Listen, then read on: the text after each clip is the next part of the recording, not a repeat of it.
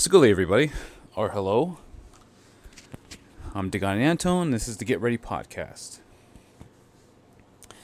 Okay, so I know it's been a while since I've actually put up an episode or have done anything more recently with this podcast, but right now we're doing it. So let's get back into what we're all doing. Now I know a couple. I don't want to say it, but I guess maybe weeks ago I put up a post talking about my keto adventure. And exactly how I did it or what I was doing or how I handled it.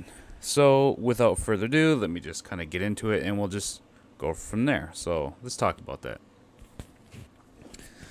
So this is my experience doing keto, which stands for the ketogenic diet, which is a diet that's focused heavily on fats. A general idea of how it works is like this when you break down the macronutrients to all this. So let's do a chart. It's like a pie.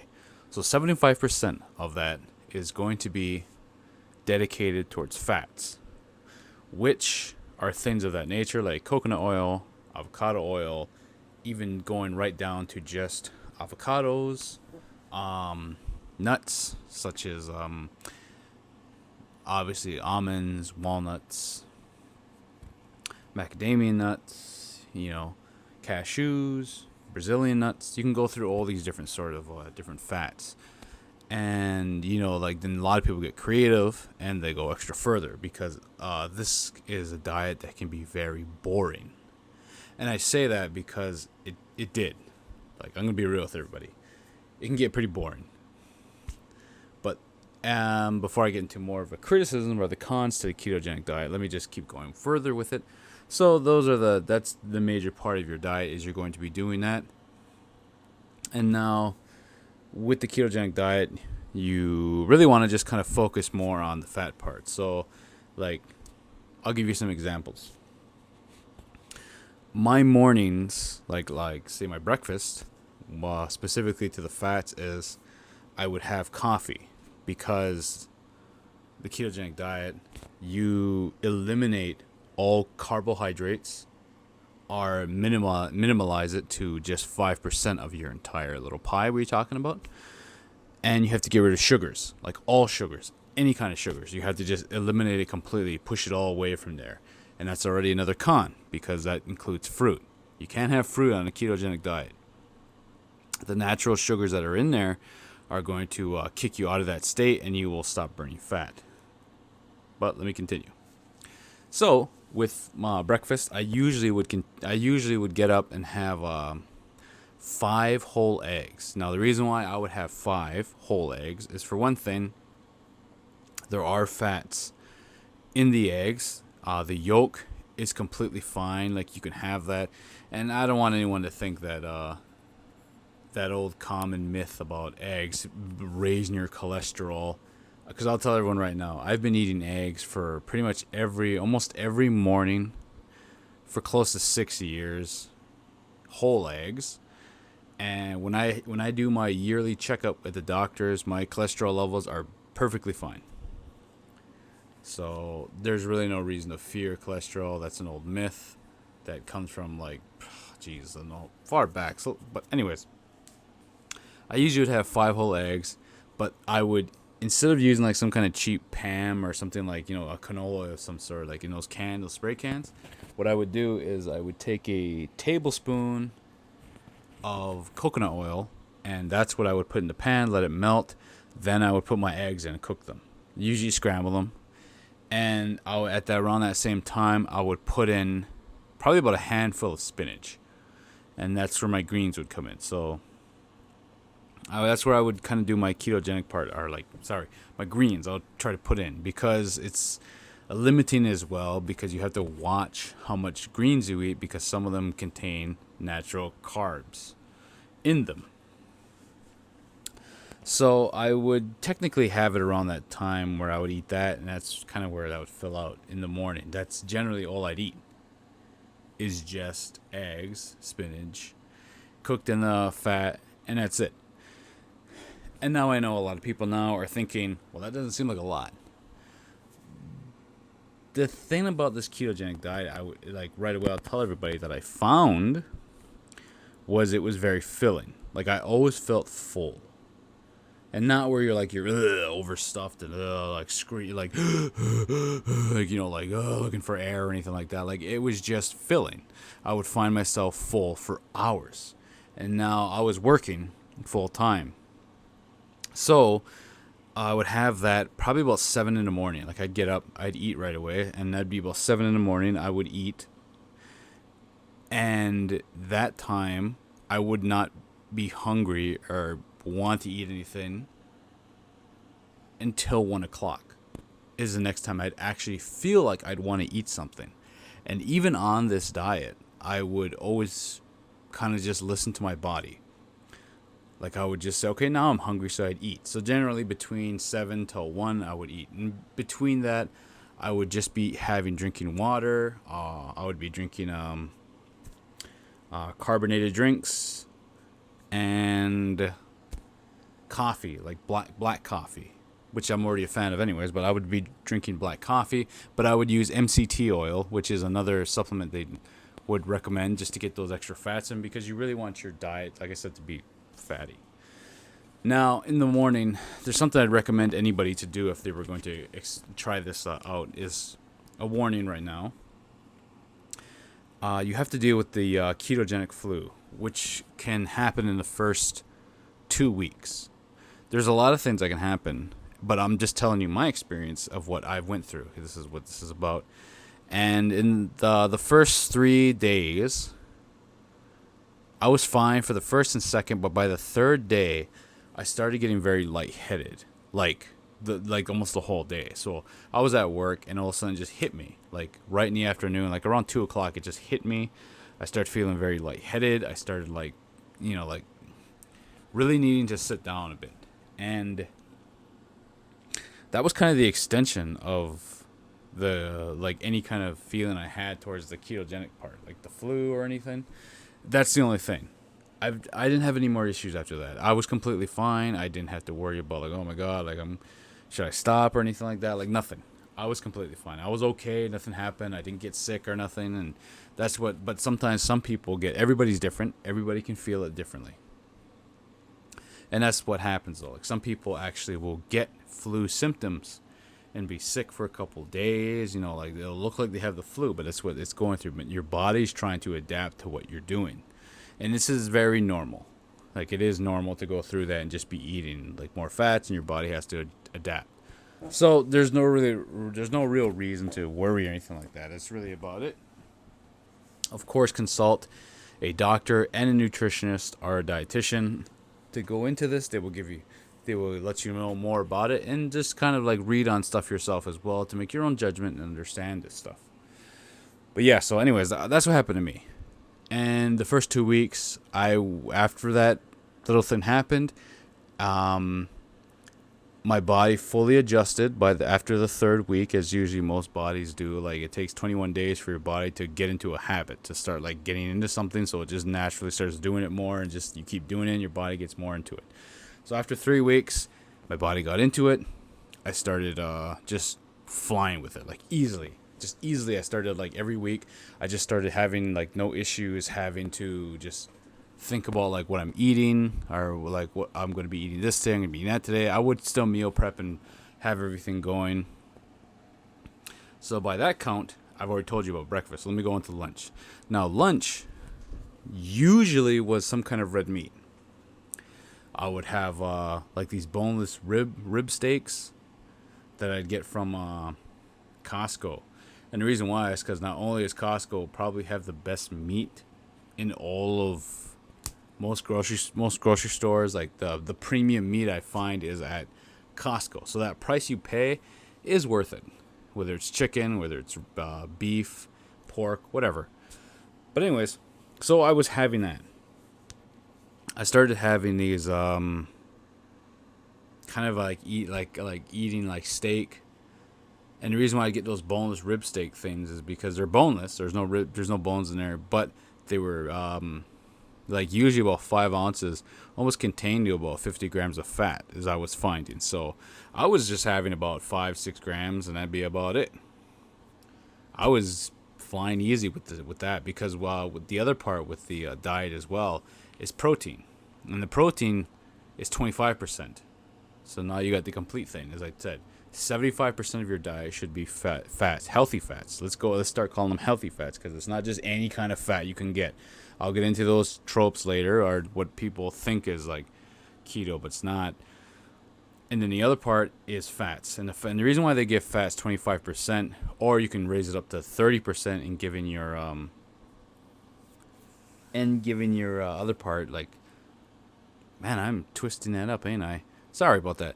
20%, because the 5% goes into your carbs, they usually say, or you can modify. This is the part where you can modify everything. So you can actually go 50%. Like 50% fats, 40% protein, 10% carbs. But you don't want to go down to 50% because then like you're supposed to be focusing on the fats anyways. Because there's tons of people who change things. Some people even go as far as just 80%, 90% fats. Like they like change it completely. It's all up to you. There's not a real proper way to do this, and just making sure your fats are the highest thing on your on your macros that you're trying to fulfill every day is you want to make sure that's the thing. Now, getting back to the lunch, to the both boneless beef steaks, to protein equal out into fat, and why they're so connected to each other. The reason why that is because red meat, you want to find a cut that's marbled with a lot of fat because that's what you're looking for anyways. Like I said, you're looking for the fat. You're trying to get the fat. So obviously salmon is going to be a perfect and probably the absolute best choice if I'm going on keto. And that's just a solid reason. Is you're going to want to do it because it's easy to get your protein and your fats because and you want to make sure too you want to get sockeye salmon. Sorry. I was trying to think of that. And the best place to get that is Costco because you can get packs there. Now, mind you, the fish market changes constantly. So, like, you never know what the price you can do. I paid for a pack at Costco, frozen sockeye, like cuts that are already cut out to about 5 to 6 ounces per, like, vacuum sealed bag. But I paid prices from $36 all the way to $52. So the market changes. Fish always changes. The fish market always different. You never know what you're going to be paying, but that's the best place to get it. That way you can plan it out easier. That's just my opinion. Now, so the protein and the fats are kind of something that melds and mixes together a lot better. And you can easily get around to changing your fats because you want to actually go into getting more fats through the salmon, through the beef. So like anything you want to get, like a T-bone steak is actually really good. You want to lessen yourself from like the really like non-fatty cuts, like a top sirloin steak. Doesn't have that much fat on there. It's actually, I would actually say avoid it because you get the protein, but you're not going to get the fats, and you're also going to be cooking it in like probably like avocado oil, like is what I would normally use. Avocado oil and salt and pepper were probably the way I cooked every single steak. Easy. Just put it in, cook them. I put them in the oven to kind of get that extra, after I sear it on both sides to like sear in the flavor and the juices. Then I put it in the oven for a little bit to finish it off, and then it always came out the way I wanted it. So that was like my whole thing with steaks. I usually would have red meat. So then I'd also get the ground beef, and I'd make tacos because then you get your cheese because you can have that with the fat. But I don't recommend having a lot of cheese. It's good for the fat, but like don't be like depending on it. Never depend on it. And usually because I would make like some like a bone I'd have no shells or anything like that, so I'd have like tacos. So I'd usually would have like a bed of spinach, once again going with the greens, and then I would have like cheese and avocado on top of that. So that's generally what I would have for lunch most times. Something with red meat is most of the time. If I ever did get hungry for a snack, I always usually turn to like a lactose-free cheese string and some almond butter. If you're going to go with peanut butter, you can, but I recommend almond butter. It's just a lot better. It's tree nut. It's not a ground nut like a peanut, so like it's not really the best. And then I find it a lot easier to digest and handle and better, especially on large amounts if you were to eat that. So that's also another thing I would, like I say, just to consider if you're going to do it. And then dinner usually is either, like I said, the salmon, and I would keep that simple as well. I would have to look for condiments or something I would need to use on that, because remember, you have to look for sugar-free things. Always look for sugar-free things, no matter what it is. And there's options out there. There's great options out there.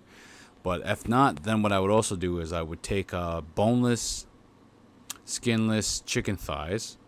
Not, I would not always get the boneless, skinless, because you can eat the skin when you're on the ketogenic diet, because there's a lot more fat on there. But the thighs are always a fattier cut of the chicken, and they're not so lean. So like you get more fat if you eat the thighs, because it's just more fatty. But when they're boneless and skinless, I would then take them, dip them in eggs, and then put them in a coconut flour. Sorry, I would use almond flour mixed with unsweetened coconut shreds, and then throw them in there, and almost like I'm gonna like deep fry them. But I would then put them in the oven and do maybe a little bit of a coconut spray, and then put them in the oven, and they crisp right up, and it's like just having, breaded chicken, basically. But I'm not using flour, which does have the carbohydrates you're trying to avoid. So I would use almond flour or coconut flour for that. And that's generally an entire day of what I would be eating on any given day. And usually my macronutrients would add up to about 2,000 to 2,100 calories a day.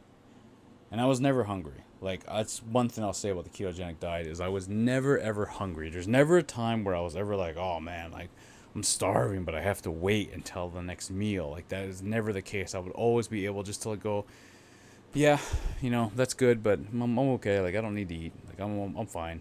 There's plenty of times, I had to sadly decline food, or if friends are going out or something like that, I would have to say no, or I can't, or nothing like that. And it's not like, this is going to be my lifestyle. It's just something I was doing at the moment because I wanted to. Like, I wanted to experiment. I wanted to know what it was like to be on this ketogenic diet, like, for a longer period of times than 2 weeks. I did it before. So, okay, now let me get into this. I did the ketogenic diet before, like maybe about a year ago.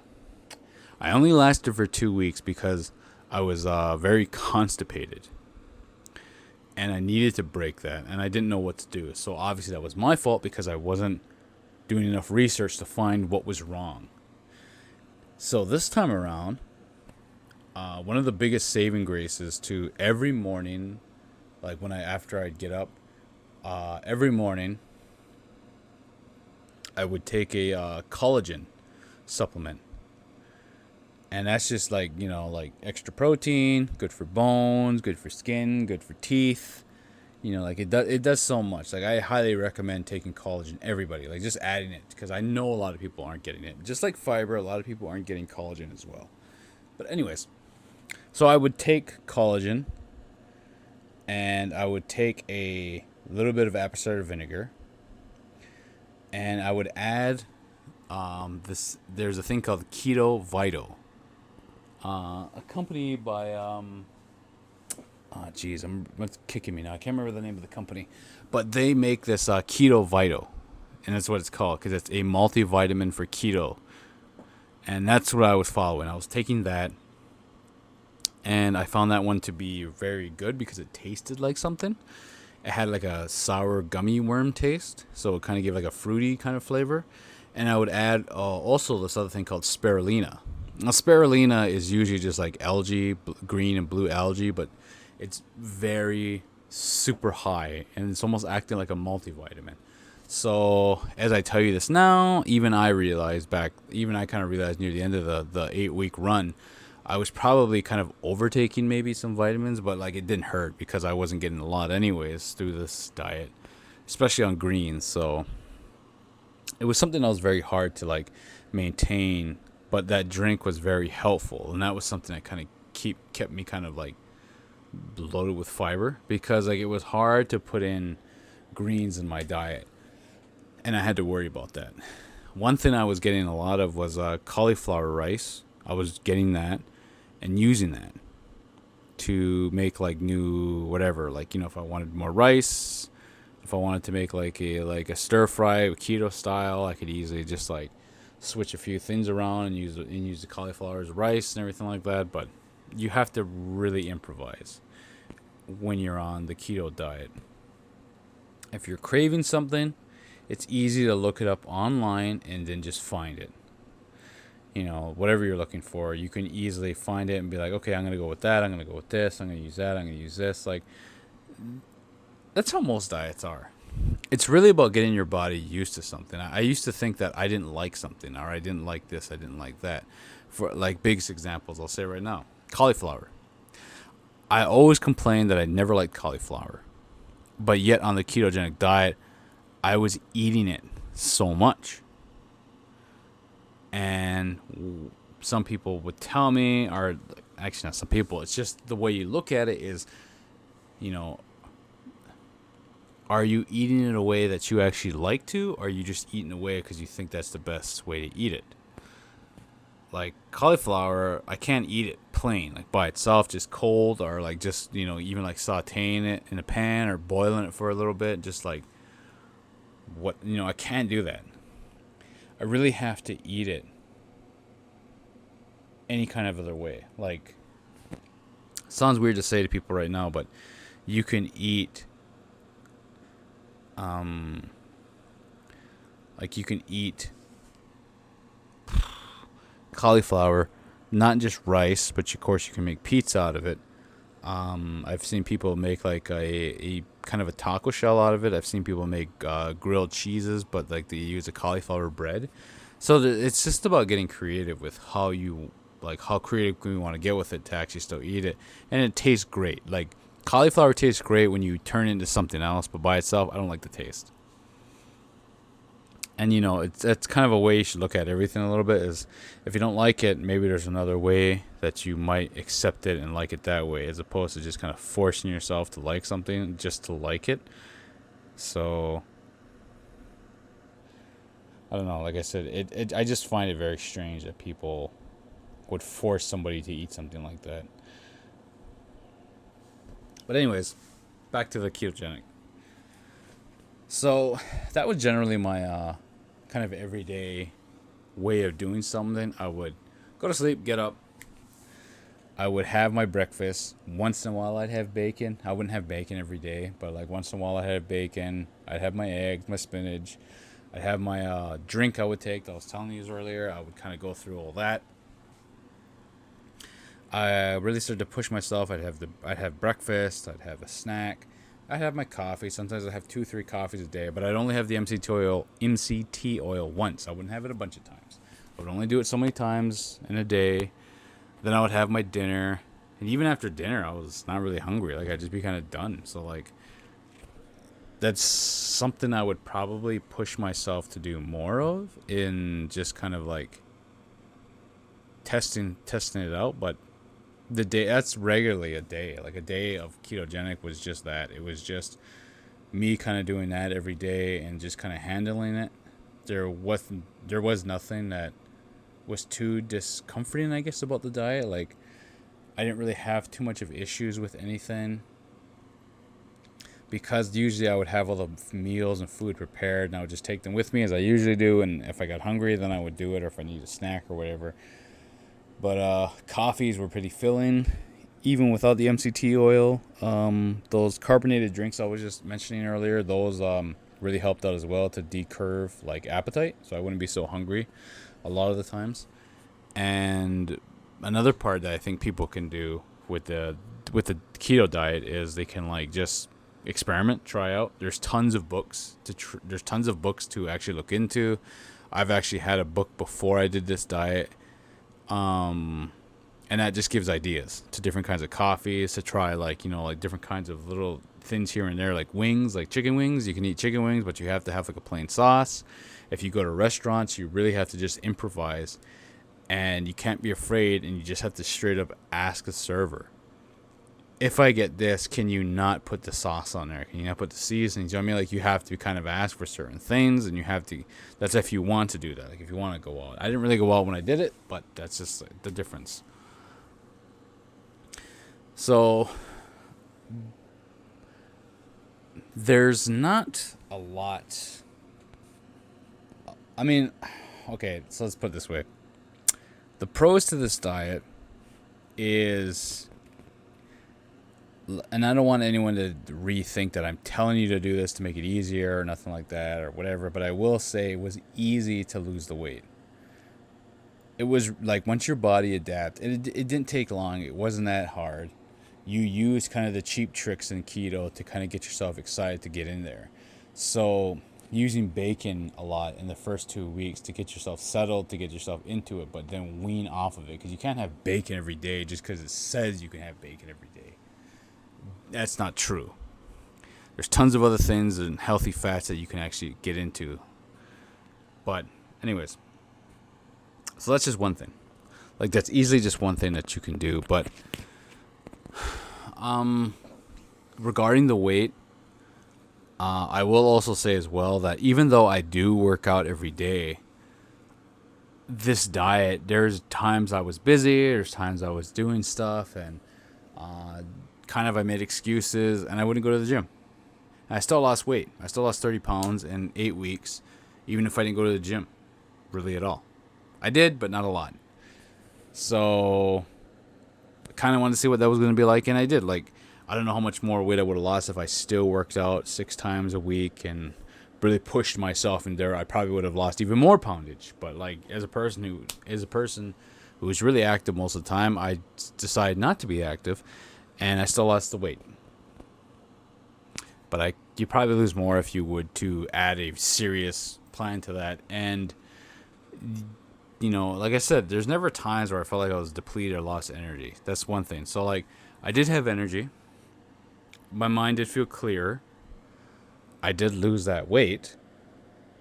I felt better. But, you know, the food-wise, it was boring. And I mean, I'm saying this to everybody as a chef. I was bored. Because there's so many things you can have. And, you know, when you're with your partner or somebody or family, you see them eating these varieties of foods and everything they want. And I can't. Like, I wanted a French fry. I wanted a taco with the shells, you know, the crunch.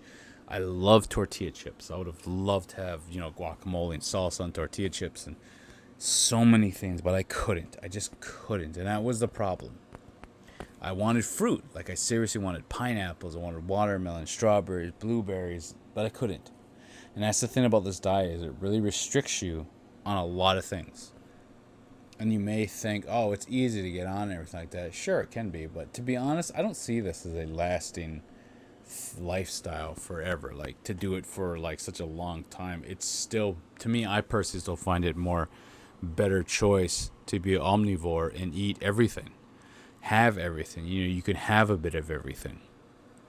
But still be, you know, mindful of what you're eating and how much you're eating of it. Portion sizes, everything. Like, it's very important to think that. Do not overeat on anything. Doesn't matter what it is. Like, be mindful of it, that's all. Because I know it's easy to overeat on anything. But anyways. So, like I said, I just wanted to, like, kind of go over that, have that update with you, and talk about all this and see how it kind of went. It is something I believe that, you know, if you wanted to try it, give it a try. You want to try it out. But like I said, it's fun. It can be. When it comes to meal prepping, you don't have to think about a lot of stuff, because you don't have to make a lot of things, because, you know, why do you? There's not a lot of stuff to make. You just gotta make some veggies, some meat, and you got it all ready to go, and, you know. But overall, like I said, there's not really much to worry about when it comes to meal prepping. Like, and I think I purposely didn't do the exercise because I didn't have to. Like, I'm just being real with everybody. I didn't have to do it, so that's why I think I didn't do it. But, you know, like I said, it's any way you want to put it. The ketogenic diet for 8 weeks was good, but yeah, like I said, it was boring. Didn't really come off that great sometimes. I wanted to eat stuff out of, not because I was craving it, but because I was bored of what I was eating. And I think there's a couple things people need to think about if they're going to do it. Breakfast sausage has a lot of sugar in there. I'm just going to be real.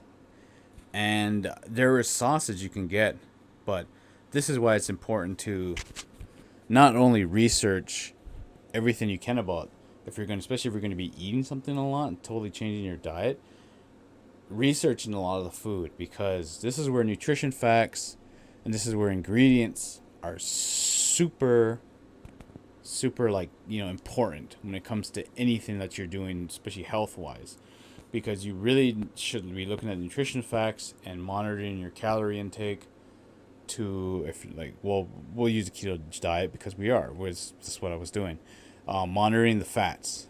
And there's several ways to look at it, because you're going to be looking at the fat, seeing the fat content, and then like, okay, I got a max, I'm trying to get that up. And then you want to make sure that there's no sugar in there. You want to get rid of sugar entirely, make sure there's no carbohydrates in or whatever. And if you do, I always recommended that you would keep your carbohydrates to 25 to 30 grams a day. And it actually did match. To me, I usually got to just under 30 every day. Under 30 grams of carbs every day. And I wasn't even eating anything that was like typically, you'd see with carbs in there, like bread or like some kind of low carb bread. I do that with quotations. Or like some kind of like low carb pasta or something like that. I had nothing, none of that. I would just eat, normally whatever, and that's it. So a lot of veggies is where my carbohydrate count went up, because if I ate some sort of vegetables, that's where it would go up. Whether it's asparagus, cauliflower rice, those are the two major things I would usually kind of snack on, because carrots have tendency to have a high sugar count. So yeah, that's where I would kind of like push it to say like that's generally where you have to look at the nutrition facts to see like all that, and making sure you can see that if something has fiber, they usually put fiber under carbohydrates, meaning that the net carbs. So let's put it this way. You go to eat something, right? And let's say it has 10 grams of carbs, and you're like, that's a lot of carbs, I don't think I should eat that. You look at the product, the nutrition facts, and you get to see that under carbohydrates on it, there'll be dietary fiber or whatever. And if it says 8, you take the carbohydrates and you put that number there and you take 8 away. So then you're down to 2 carbs per serving on whatever you're eating. And there you go. Your net carbs is only 2. It's not actually 10. It's only 2 because of the fiber in there is taking it down. That's something you need to always be on the look for if you're going to eat something. And the ingredients, the ingredients are the next thing that's important. And the reason why I say that is because it's important to look at it and see what's in there. Now I'm going to have to make another list or change it because it's way too long to get into, and it's a whole nother topic in itself when it comes to ingredients and food. But just be very mindful of sugar, any type of sugar. Like, look into it, because you're going to be finding that there are so many names for sugar, but they just change it. So you're going to have to really be like, okay, so make sure just no sugar in there whatsoever. Like, you have to really look at it. And these are products that are, sometimes you have to always look at it. If it says keto safe, you should probably still look at the nutrition facts to even the ingredients, because sometimes I found some products that were saying, keto friendly. Now, that's not saying it's made for keto. It's just saying, it's friendly. So if you're on a ketogenic diet, you can eat this. And sometimes the carbs are still like 6 or 7 or even 9, I've found on some products. And I was like, well, that's not really keto friendly. Because even the fiber wasn't helping bringing it down. And there was still sugar in there. So it really came off strange to me. I just find that I didn't even, eat the product or take it at all. Because like, it just seemed kind of like it wasn't that friendly at all. So it's important to look at those two things at all times. and then research and look at it and see like I can eat this, can I eat that. And the reason why I recommend that you do do all the research to get all that work ready, because then you can write a list of everything, make a big list of everything you can eat. So when you go on grocery shopping, you have a list. Not that you're going to buy everything all the time, but if your meal plan sets it that you're going to have steak one day, chicken, and then salmon, and then like you kind of rotate around having eggs one morning, eggs and bacon another morning. You kind of have it so it's all set and planned and ready to go, that you know what's there, what you can eat, what you can make out of it. And then you make another list of stuff that you can have now and then. And then another list of just not eating it, not going to have it, like breakfast sausage, ham, a lot of lunch meat. You can't eat that on keto. If you're going to have anything, just make it yourself. If you're going to do pulled pork, just take a shoulder and make it yourself. Don't risk buying a pulled pork already made and having a sugary barbecue sauce put on there already. That's all. I'm just saying, like I said, just being mindful about what you're eating. It's because we can all make excuses about I'm too busy, or I can't do that right now, or I don't have enough time in the day, or a lot of people like to make excuses, which that's part of stopping and getting yourself back on track, is just cutting the excuses and saying, I make the time. Time doesn't. I don't have to bow down by its rules. You can do what you want. A lot of people, like I said, just will do what they can to get out of it. And it's natural because people are living in that state right now. But then when they change, they can find that they can do what they want by just, making the best of their days and opening up with whatever they can, and then using every minute to hour of the day to their advantage of what they want to do, whether it's getting up and working out, and then directly going grocery shopping, and then meal planning, and boom, that's all done even before lunch happens. And you still ate your breakfast. You're still eating lunch. You're still on track eating just normally. Eating healthier. Because like I said, once you get on a path where you can start, you don't have to think, oh, can I eat that or should I eat that? You just get up and you just eat your eggs. You're not really thinking about it. You're just eating the food that your body craves. I guess one of the best ways of saying it is I heard this saying that you eat food that your body loves. Not that you love, but your body loves. So whether that's avocados, that's salmon, that's dark leafy greens, that's fresh fruit, fresh vegetables, what you can put in your salad, health, great fats such as extra virgin olive oil. You can put on stuff, like fresh lemons, like all that stuff. Your body loves this stuff. Your body uses it to optimize your health. So if you're going to work out, you're going to go through a work day, you're fully energized and you have all this. You don't have these sugary crashes from these cheesy processed foods that, some people consider to be more convenient. There's nothing convenient about it. You're trading your health for, quotationally saying, convenient food. That's the problem. So you have to be very mindful of what you're eating. And you have to do the best you can. So, I'm kind of glad we had this time together and I was able to do this podcast with everybody. I hope you guys like this. And I'm going to continue to try and do my best to go out with doing more. I have people in mind I would love to have back on the podcast because, there's some people I've had on here that I just love talking to and love hanging around and being with.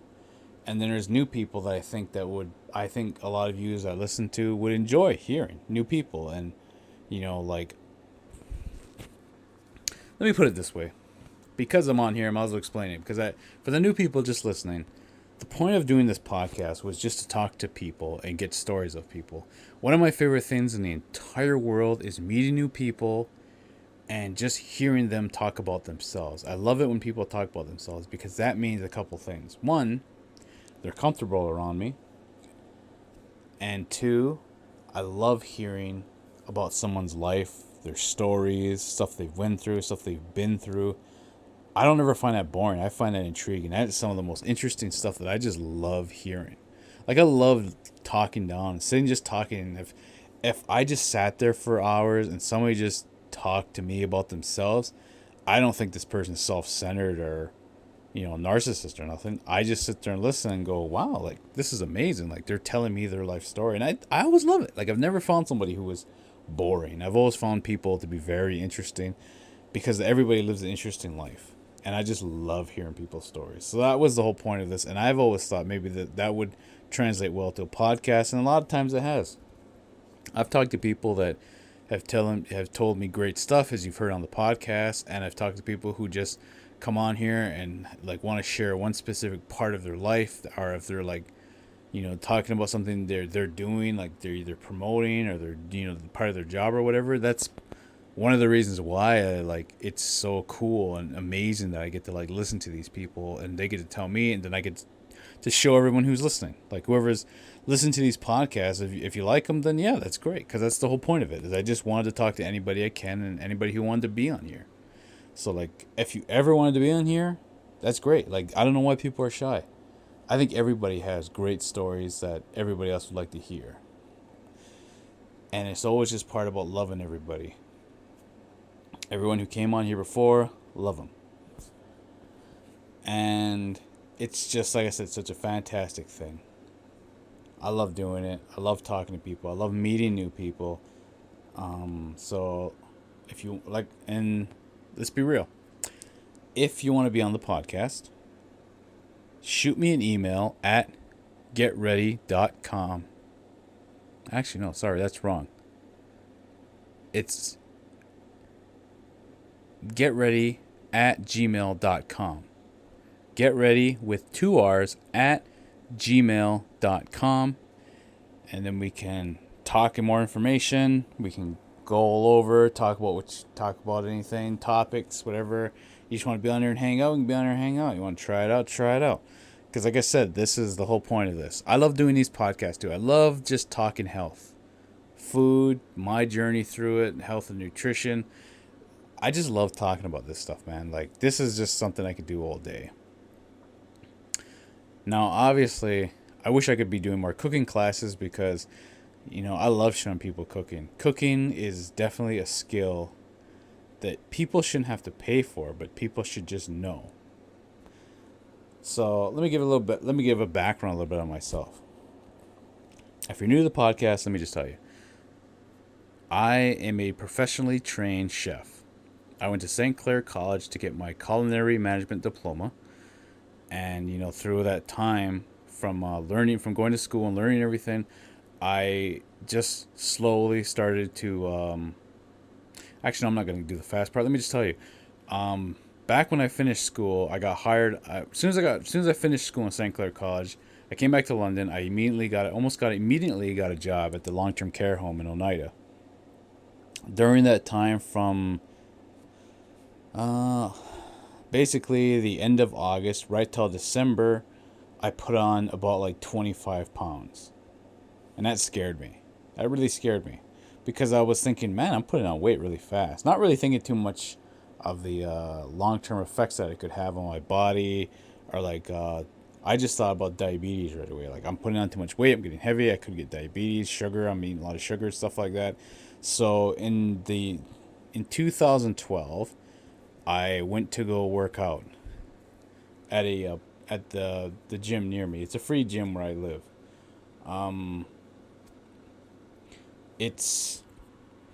I started going there, but I started learning, like slowly learning about bodybuilding. And I was just using bodybuilding as a template to kind of get exercise and stuff, but reading about it. Now, I was always a fan of Arnold Schwarzenegger, and his workouts is stuff I started to learn and to understand and go into more. I started getting carried away with it a little bit, but little did I know getting carried away with it wasn't meaning because I was desperate to try and lose the weight, but as because I was having fun. I started lifting weights and like finding it fun to go to the gym and to move heavy shit. Like just to pick weights up, doing like bench, doing deadlifts, doing squats, lunges, curls, tricep, dips, skull crushers, pull-ups, sit-ups, planks, you name it. Like just doing all this stuff was just fun to me. I was just doing it because it was fun. I stopped going there with the idea of thinking, oh, I have to lose weight, I have to lose weight, I have to lose weight, and I started going there every day because I just thought it was fun. I would go there even when I was super sore. What body part isn't sore today? Okay, I'll work that out because the rest of my body's sore. It was just these. It was just something that just became a fun pastime. After work, I'd be telling people, "I can't wait to go to the gym. I can't wait to go to the gym," and it started becoming that. And that's exactly what happened. Kind of into a year, I lost 30 pounds, but I hit a plateau. And I started thinking, like, through the year of 2012 was me just experimenting with weights, experimenting with how to understand it, the logic behind it, reading all the materials I can. But by the end of 2012, so after almost a year of doing it, in 2013 is when I started saying, I really need to start eating better and understanding that a lot more, like really taking it seriously. And that's when I started like meal prepping and understanding that and like really getting into food and everything like that. And that was just another door that opened up. And it just, I didn't understand how much fun that was to not just eat healthy, but just to do healthy cooking. And that was the whole point. Like then I started just like combining the two, and it just became so much fun. Like taking something that people consider like, like, oh, I love pizza. I'm like, well, have you tried pizza other ways? Have you tried eating pizza, with making it out of the crust out of chickpeas? Like, using chickpeas as the base and like really changing that to cauliflower crust to sweet potato pizza crust. Like, you can change a lot of stuff for better. Like, I want to eat more healthy. It doesn't have to be boring. So like, you can do this and this and this. And that's part of just what makes it so much fun. And a lot of people, I think, really need to experience that more. And that's where I find cooking and showing, when I started cooking, doing cooking classes and showing people, that's where I was finding another love of just showing people and seeing people get the joy out of cooking, like learning and then understanding it and seeing the finished product. And I always tell people, don't worry if it doesn't look good the first time, because you're just learning it. Anytime you're learning something new, expect to fail. But that doesn't mean you're bad at it or you're terrible. It means you're learning. And you have to look at it positively in saying that, yeah, I failed at something, but it's because I'm doing something new. It's because I'm trying something new. Like that's the whole point of just failing. I try never to look at like I failed at something as a horrible thing. I try to look at things like I failed, but I'm going to try again. I failed at that, but I'm going to try that again. I failed at that, I'm going to try that again. And you keep doing it because being repetitive means also too that if you keep trying, you're disciplined to do it again and doing it again. And that's just part of like a mindset that you build into yourself in order to get better at things. And that's exactly how I tried my absolute best to live, where like if I fail at something, I just have to get better at it. It means, you have to work harder to go on. You have to just get better. I will always try and push myself to be better at whatever I'm trying to do. It doesn't matter what it is. Because like I don't like to live in a negativity of anything.